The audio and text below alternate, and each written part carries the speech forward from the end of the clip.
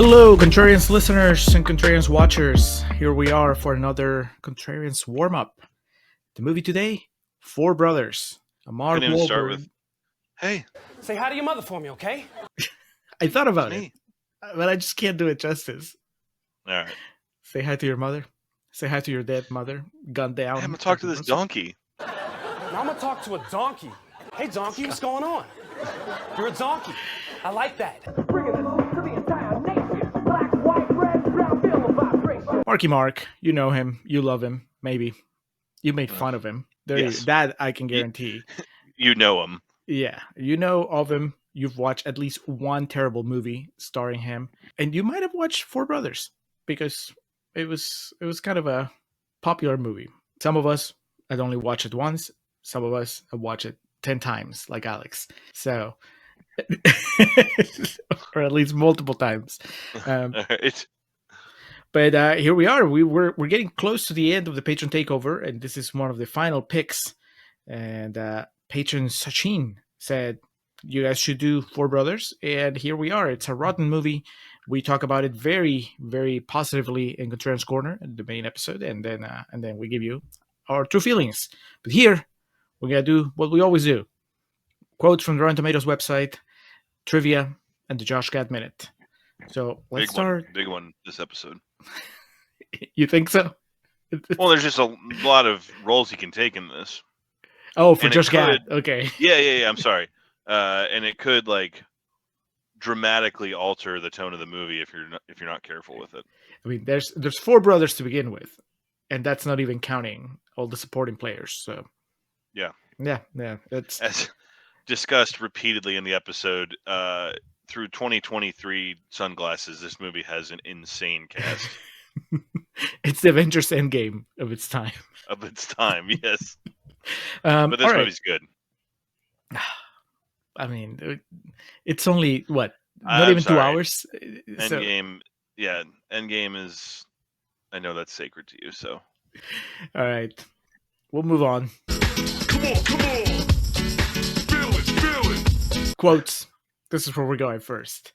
Rotten quotes from the Rotten Tomatoes website. We're going to start with Susan Granger from motomag.com, who says, the camaraderie of a vintage Western, The Sons of Katie Elder, has been urbanized and updated into a violent, amoral revenge saga. And Alex, we're going to couple this one with one from Tony Medley from TonyMedley.com, who says, unremarkable, mediocre remake of John Wayne's The Sons of Katie Elder, without Wayne's charisma and with an ending that is not credible. So I had no idea that this movie is some sort of remake. I mean, I don't think that they mention it in the credits, right? It's not like they credit it no, based on The Sons of Katie Elder. that may be like a dig. Like every time we talk about H2O, and I said it's just Scream, Uh-huh. or like So you think 2 credits?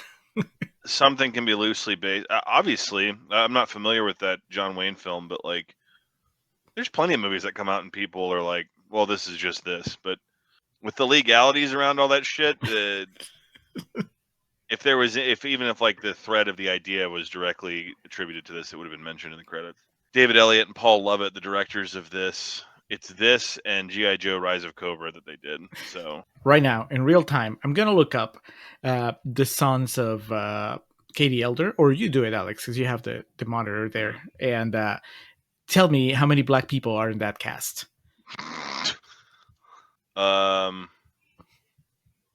Well, it's not looking like a high number. So we can safely assume that none of the sons of Katie Elder are... Might have a goose egg on our hands. I mean, this movie, John Wayne, Dean Martin, Dennis Hopper, George Kennedy. I mean, this is like the Avengers of white people right here from 1965. Yeah. Okay, well, there you go. Maybe this is the racially mixed version. Nothing else. Some future watching material came out from this on Paramount Plus, and always try to expand my John Wayne filmography. I mean, how can you safely compare Mark Wahlberg and John Wayne without watching the two movies that... They're both fairly problematic people. All right, so let's leave John Wayne behind, and we're gonna go to Andrew Wright from The Stranger. Like the world did. Oh, Feel it. Yeah, one of Bill Barr's what's his Bill Burr? Yeah, he did have that good joke about cancel culture. Have you ever read the John Wayne interview in Playboy, like his infamous one? It's racist, sexist. It like hits all the notes, but like young folks discovered it recently. Like, we got to cancel John Wayne, and Bill Burr had that bit about it, and he's just like, people found this interview again. Like, can you believe what he said? Yes. And the joke was, he said, like, people were saying we should cancel John Wayne. I'm like, yeah, God already did like 60 years ago. Okay, well. And to be clear, it was 1907 John Wayne was born, not 1915, just in case we have any Duke purists and aficionados listening to it. Oh, I'm pretty sure they left as soon as we compared him to Mark Wahlberg, so. Hey, man, you said that, and like, there's fire to that smoke there, because that's like, obviously the Duke is like more of a, man's man type thing, and Mark Wahlberg has that tough image. But like, think about it, surface level, no one says a line from a John Wayne movie without doing an impression of John Wayne, much like no one does a Mark Wahlberg line without doing an impression of Mark Wahlberg. And that might be where the comparisons end. Can you see John Wayne in 1, The Departed, 2, The Happening? No. Because like sad. In The Departed, even he'd be like so much more intimidating. That's the thing. Like, he was a big fella. Like, he was a big, tall, lumbering man, and very intimidating. Whereas that's kind of Wahlberg's thing. He's diminutive and like very. I mean, don't tell him scrappy. That. He works the hell out. Oh yeah. I mean, I think there's just, you're saying that now, and in my mind I'm like, yeah, they both had fairly problematic views at one point in their life. They're both legendarily imitatable, and I don't know. I'm obviously taking this and running with it, but it's funny to me. But then if you saw them side by side, it'd be like, it'd be the poster for twins. All right. Well, future Contrarians homework. We'll watch The Sons of Katie Eller. Andrew Wright from The Stranger, Seattle, Washington, says, lays on the thug life testosterone with a trowel. Trowel? A marathon Grand Theft Auto session without the redeeming hand-eye coordination development. Alex, I think at some point in the episode you do make a, maybe not Grand Theft Auto joke, but a video game joke, because we talk about whether you would be able to choose which brother. You make the analogy or the comparison to GTA 5, because at any point you could select if you were Trevor, Michael, or Franklin, and that's kind of what we see here. God, that takes me back. But without the redeeming hand-eye coordination development, so this guy's saying, oh yeah, if you're not... Did you play those games? I've seen them. I have a very vague idea of what they're about, much like, the Metal Gear Solid games. Like, I mostly know from what you and other people say, but... Okay, well, we might have to take this conversation off the air, because, like, playing through GTA 3 or playing Vice City specifically is like a rite of passage that people should experience in the same way like they should see the Goodfellas or The Godfather or something. Or Four Brothers. Or Four Brothers in this case. But like, that's such a staple of the time period, because like up until college, like GTA 3 came out when I was 14, but that was like the thing. Your boy that had the game, or if you got it, if you were the one, the boys came over, and all night you'd play, and you'd play, and it's one player, you'd play until you die, and then the next guy gets the controller and takes over, like all night. That was the thing. And then to his point about the learned hand-eye coordination skills, I recently played back through GTA 3 recently, and Vice City. GTA 3 specifically, I know my way better around Liberty City in that game than I do Austin. Like it probably irritates you less. Oh yeah, playing it again, and like I knew where all the turns were and shit, and like where to go to do stuff. So like there are learned skills to that. So I think that's a funny comparison that comes back up. But so you're driving, and you're like, that's where they shot Evelyn. That's Tyrese's house. That's Sofia Vergara over there. That's where Garrett Hedlund died. Yeah. In the snow. But both of those, that is a very of the moment cultural reference, because both of these things are Grand Theft Auto, and like a movie like this, like Four Brothers, is very, very much of the mid 2000s time period. Like, this is a very hyper violent movie that it does celebrate the vigilantism of it, and not in like a Batman way where it's like this moral quandary of like, Nope. doing the right thing versus They- not. It's just like, Shamelessly. look at these cool motherfuckers. Like they talk cool, and they have like, like this camaraderie, and then they just go out and shoot people. And like, there's one character who kind of thinks like, maybe we shouldn't do this, and he's dead the next scene. So like, it doesn't matter anyway. There you go. Making connections all over for Four Brothers. John Wayne, Grand Theft Auto. And now, Sean P. Means from the Salt Lake Tribune says Singleton is no Tarantino, which is a sensibility needed. Thanks. Spill it! Which is a sensibility needed to make the script's darkly comic tone work. Can you see? No, I disagree with that. And let's just couple it with this last one. John Popick from Planet S Magazine says, plays like Elmer Leonard light. Elmer Leonard, has been adapted by Tarantino, Jackie Brown. Mm-hmm. I'll tell you this. I would love to see the Elmer Leonard adaptation of Four Brothers, and I would love to see the Tarantino directed version of Four Brothers. But I don't think that you need either of them for Four Brothers to be a movie worth watching. Yeah, and that also, what's the closest thing Tarantino made at this time? Kill Bill? 05, right? Yeah, I think so. Yeah. And that's a lot of people, what they just took away from it is like hyperviolence, flashiness. Am I confused? Like, this didn't feel like an attempted Tarantino at any point. No, the dialogue is not there. You can tell when a movie is trying to be Tarantino because of the way the characters talk. See our London episode. Yes. No, this is, I see it closer to Elmer Leonard in the sense of, this crime saga and all these colorful characters and the way that they interact with each other. But even then, the way that I feel the Elmer Leonard sense of humor is very different from what Singleton's trying to do with Four Brothers. I think Four Brothers is just a little more, I don't want to say crass, but there is one scene with where Mark Wahlberg is taking a shit the entire scene. Like, it's like a wide shot. Yeah. Do you remember? Garrett Hedlund's in the shower. Tyrese comes in to show everybody his penis. That is not Elmer Leonard. As far as like R-rated action movies go, it casts a far wider net than a Tarantino one would. Yeah. It's like trying to just get in as much audience that it can, and whether that's Wahlberg taking a shit or like Sofia Vergara jumping on that washing machine. Hell yeah, man. God bless. And yeah, none of the characters are fleshed out the way we see like Tarantino characters fleshed out. But I think that's kind of sad. Think about all these dated references of that last one. I don't know how recent it is, but that was, I'm sure you remember, mid 2000s to like, early 2010s. It was always the thing when something was violent or like action packed and stylized to compare it to Tarantino. And now, isn't his next movie his last one? Allegedly. Who knows?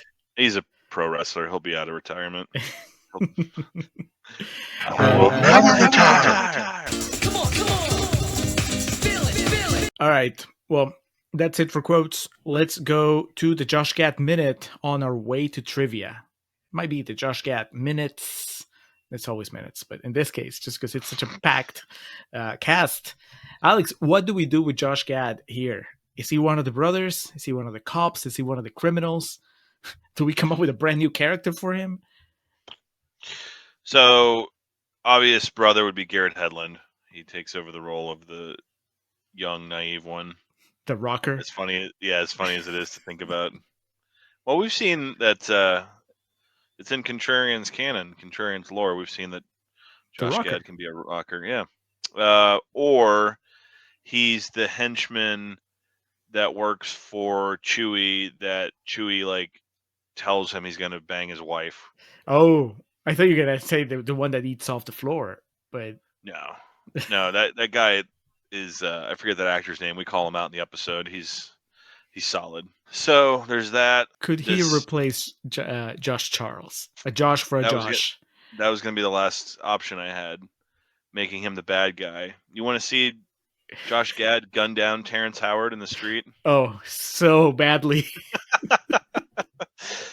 So those are our options. I would probably lean with the henchman because watching Josh Gad try to be like a badass and then get kind of just like sunned by his boss about how he can't handle his wife, I think could make for some great content, specifically in like a meme format to be used for years to come. Just think of all the things he gets to do if he replaces Josh Charles, though, because he gets to face off with Tyrese. Gets in a shootout with the cops at the end. Yeah, it's I think I'm gonna have to go with that just because when else would it happen? What are the odds that we're ever going to see Josh Gad and Terrence Howard in the same movie? I mean, that's fair. Interacting, no less. Yeah. And we get Terrence Howard breaking a pool cue over Josh Gad. So I'm down. Yeah, there you go. That didn't take that long. We did it. Nope. All right. So now let's go to trivia.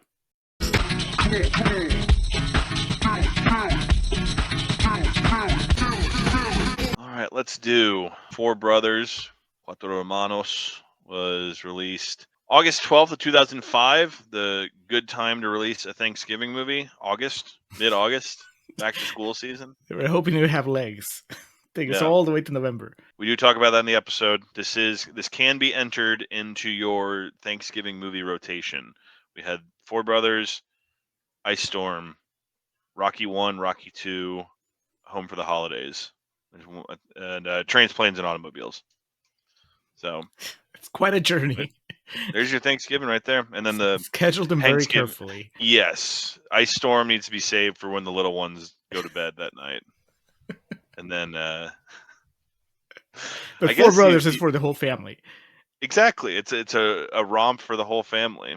And then, of course, the Thanksgiving Day episode of King of the Hill, which is the best Thanksgiving-themed episode of any television show I've ever seen. Wow. Budget of $30 million. I also read some places reported it as 40. Either way, for a movie that has Mark Wahlberg, Tyrese Gibbs, Andre Benjamin, Garrett Hedlund, Terrence Howard, Josh Charles, Sofia Vergara, Chiwetel Ejiofor, to Raji P. Henson, that's a steal right there, brother. That's finding something at a garage sale that you know the value is much higher than the owner has it marked at. For a box office return of nearly $100 million, just shy of 93. Many of Mark Wahlberg's lines were improvised. Garrett Hedlund had difficulty improvising his lines, so John Singleton and Mark Wahlberg helped him through it. What did he improvise? I mean, it's such a tight story, you know. Hey, say this. You say that. Are they just improvising for him? Then it's no longer improvising. You're just rewriting the scene. Now you say this. All right. Mark Wahlberg liked the script so much he signed on before a director was hired. This definitely, you know, for our experience alone on the podcast with Mark Wahlberg, seems like something he would just be like, I like this. I'm going to be the hero. During the Thanksgiving dinner, only Bobby, and that's Marky Mark, does not see Evelyn. This is due to Bobby refusing to accept her death. I did not notice this, and that's something that's a bit too deep for the tone of this movie. Okay, I did notice it, but I didn't realize that's why.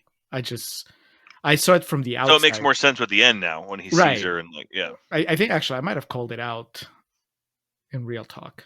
I don't remember, or I just thought it, but yeah, the idea that, you know, he doesn't see her, and then but I just thought that the only reason he didn't see it was because they were saving it for the end, not because it meant that he was in denial. How can he be in denial? I mean, it's a pretty fucked up situation. I guess. Yeah, it'd be hard to be in denial about. He's gotta do that reference, Alex. He's Matt Damon in Contagion. He shows up for a funeral. He's like, okay, I want to see her. Can I see her now? I want to talk to her. That's the same thing. That last scene of that movie is him accepting it, and it's. I like that movie, but that's easily the best scene in that. As has been brought up before, if you saw Contagion before COVID, you're probably going to enjoy it a lot more. It's not as fun of a movie to watch now.